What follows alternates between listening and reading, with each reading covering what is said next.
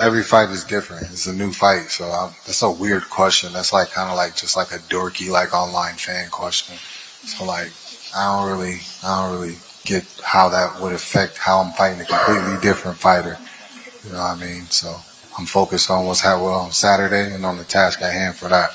Alright, so Jamahal Hill just utterly embarrassed himself at the UFC Azerbaijan Media Day, and just kidding. These UFC reporters are terrible, bro. MMA journalism has never been great, but lately it's become one of the most embarrassingly low effort, low quality, and low IQ industries in all of sports media. Now, in a perfect world, the UFC would not threaten reporters with revoking their press passes if they asked a question that made them look bad, namely if they called out Dana on fighter pay. But I'm not even asking for this. I'm simply asking for these professional reporters to ask the fighters more interesting and just generally better questions. But instead, what we get are the same 10 recycled questions asked in rotation. You've got grown men with press passes asking things like, are you gonna try to knock him out? I don't know what the qualifications are these days for becoming a professional MMA journalist, but based on the questions that I hear from these guys week in, week out, I'm assuming that they're basically non-existent. And yeah, in this video, I'm gonna be talking about all this and more, but just keep in mind I'm going to be talking about the reporters who haven't been blacklisted by the UFC, so Ariel Helwani and Luke Thomas aren't going to be mentioned, but I do have a video specifically for them planned. How was your flight to Baku? I'm sorry, I didn't hear you. Flight to Baku was great. Flight to Baku was great. It was pretty smooth. I found me a nice show to watch on the whole way over, so that was good, and that was good. First class. It's fine. Bro, what's wrong with these people? Each reporter at any given press conference gets the chance to ask one, maybe two questions, and instead of actually trying to make the most of the opportunity, instead they'll ask the fighters questions like this. Who cares about his flight? Not even Jamahal Hill cared about his flight. Just look at the way that he shook his head and looked off to the side after he ran out of things to say. Hill, Alex and Prohaska's losses will affect this fight. I'm sorry, I didn't hear you. Alex and Prohaska's losses will affect this fight. Look, man, I've made fun of Jamahal on this channel before, and I think it was justified in doing so, but I can't help but feel bad for him watching him have to try and keep his cool throughout this shit show of a press conference. Also, I can appreciate the journalist for trying to ask his question in English, but if your English is gonna be that bad, then just use the translator. That's why they're there. Moreover, if this guy was really going to insist on asking his question in English, then how about you actually practice asking the question beforehand? This is what I mean. Most of these bozos are clearly not doing any prep work going into these events, because if this guy actually did any prep work instead of making stuff up on the spot, then he probably would have come up with a better question, and he absolutely would have delivered the question itself better too. This question here was just bad and lazy. I promise you that the guy who asked this question looked at Hill's Wikipedia page, noticed that he had 2 losses in a row, then came up with his question on the spot at the press conference. Your and your opponent's last fights were very bloody, and during this media session, Khalil mentioned that he's not expecting to have any blood on his face.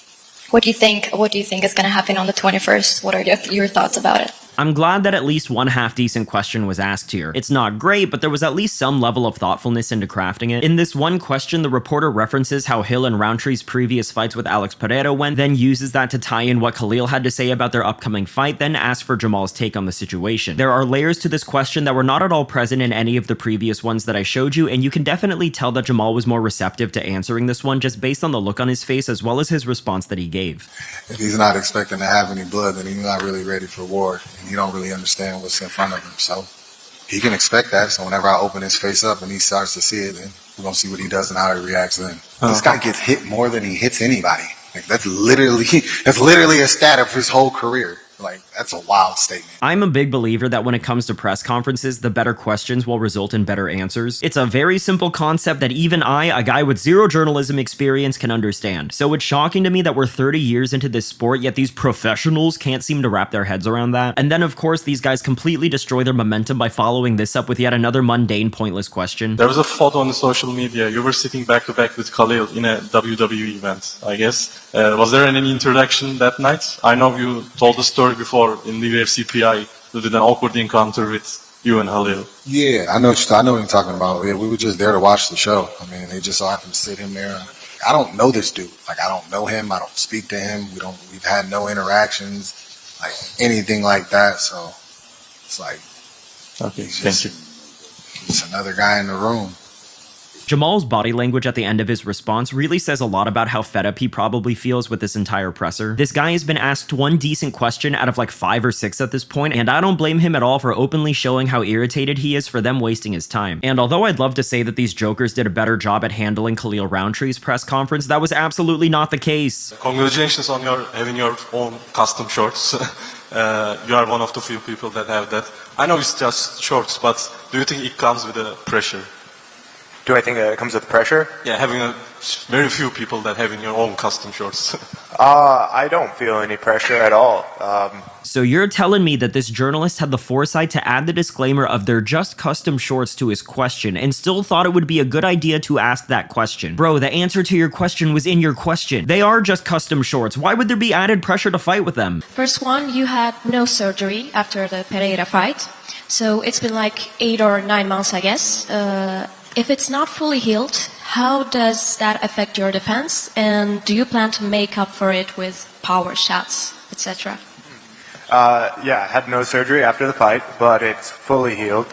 You know, this is one of those times where I really get a hard reminder about how almost all of these reporters not only have no combat sports experience at all, even in terms of basic training, but they're also all nerds who actively avoid doing anything physical. How long do they think it takes a nose to heal? The guy had a nose surgery, not a fucking knee replacement. Now, I know that some of you guys might be saying that this was a one-off event and that I'm overreacting, but there's been a long history of the reporters in our sport acting like absolute clowns. In my opinion, the worst question of all time was this one when Robbie Lawler was asked this after he got knocked out by Tyron Woodley and lost his belt.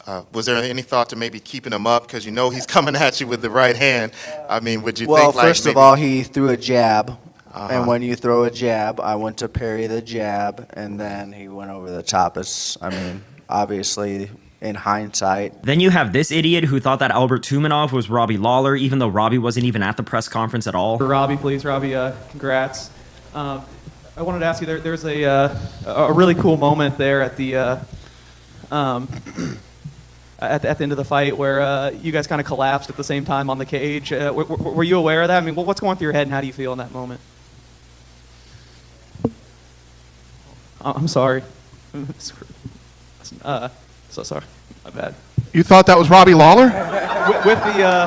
With the beanie, it threw me off. My bad. You cover this sport? You thought that was Robbie Lawler? There was this moron who asked a pretty bizarre and disrespectful hypothetical question to Robert Whittaker after he beat Ikram Aliskerov, who was a short-notice replacement for Hamzat. Being cancelled, probably things would play differently. You would have to fight 5 rounds. You could possibly lose. Are you happy how things played out and now you had a really quick victory?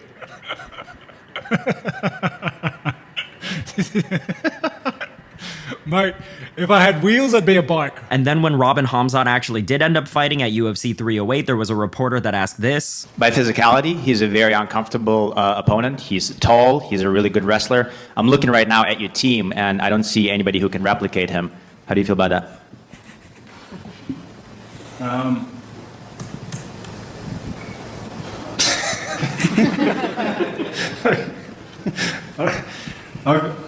I trained with tall guys at home.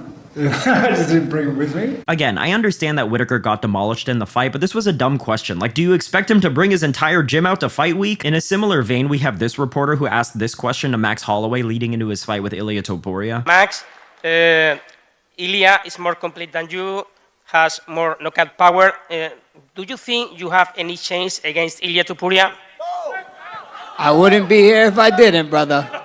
We get to find out come Saturday night, my guy. Tune in. Obviously, there is nothing wrong with a reporter having their own set of predictions for upcoming fights, but what's up with these reporters so blatantly throwing shade at the fighters they're clearly rooting against? And for anybody in the comments saying that I'm just butthurt that Whittaker and Holloway lost those fights, I literally picked Hamzat and Topuria to beat them. Call me crazy, but I feel like professional reporters who are working on location shouldn't be clearly biased with who they're rooting for when they ask fighters questions, but that's just me. Anyways, then there was this creepy lady that asked GSP one of the most uncomfortable and cringe questions of all time. What's the most offensive thing you've ever heard of a woman doing to one of your dolls? Because I've got a few. Actually, you don't mind to come here and show it to me? I never seen it, if you don't mind. It's beautiful. Fortunately for us, most of the reporters that I just showed you are legit no-names who we've never heard from again. But unfortunately for us, I feel like the more renowned correspondents that we're stuck with are only marginally better. They are more professional, which is a good thing, I guess, but I think the trade-off for that is that they're fucking boring. For example, Brett Okamoto is ESPN's golden boy for MMA coverage, and yet somehow manages to be the least interesting guy in the entire industry. He asks the same 5 cookie-cutter questions in every fighter sit-down. How was camp? What would a win mean to you? How confident are you heading into Saturday? Then there's John Morgan, the guy that built his entire personality around being the guy who opens press conferences, as if jumping line means you're doing real journalism. Much like Okamoto, Morgan's questions are painfully predictable, often revolving around how excited everyone is, what the vibes are, or whether someone's ready to put on a show. The only time I've ever heard him ask a tough question was when he pressed Dana on John Jones, and that was only after Kevin Iole kicked things off, so he knew that he wouldn't be the guy that got in trouble first. And then we've got the schmo who somehow worked his way into the UFC's good graces. Also, if you guys aren't familiar with Nardwar, then just know that the schmo shamelessly ripped off his entire gimmick. But the difference between him and Nardwar is that Nardwar is known for being one of the greatest interviewers in the music industry because his research is second to none, whereas the schmo is asking the same questions as everyone else, except he does it while dressed as the gay kid from your high school. But hey, I get it. When it comes to guys like Okamoto, Morgan, and the schmo, they're playing it safe. They're established guys who know that as long as they don't royally fuck up and do something stupid, they can just coast and keep doing what they're doing and make a living. That's not a bad thing at all. Everyone's got to make their dime, but seeing as these guys are somehow the gold standard of modern UFC journalism, it really speaks to how terrible MMA media has become. And just because they're established and the UFC likes them, it doesn't mean that they're not asking bad questions. If you are constantly asking every fighter that you interview the same exact question, then you as a journalist are not doing good journalism. And to just bring this video to a full circle here, a question that's been asked a million times before is almost always a bad question, but at the same time, a reporter can ask a question that's never been asked before and it can still be a bad question. Biased questions are almost always bad, but at the same time, unbiased questions can end up being bad as well. Bad journalism can present itself in many different ways, but at the end of the day, a good reporter should be able to find ways between asking interesting questions while also not being weird and cringe. And on that note, MMA journalism has never been great, but it's been getting noticeably worse recently. Some of these clowns are UFC shills that couldn't come up with a creative question to save their lives, some of them are biased fans cosplaying as professional reporters, and some of them don't even seem like they watch the sport at all. Anyways, that's the video for today. Definitely let me know what you think about the press conferences for both Hill and Rountree. Do you think that MMA journalism has become a joke, and are there any good reporters left who haven't been blacklisted by the UFC? As always, if you like the video, then like the video, and if you haven't subscribed to the channel yet, please do so. I appreciate you for watching, and I'll see you on the next one. Bye.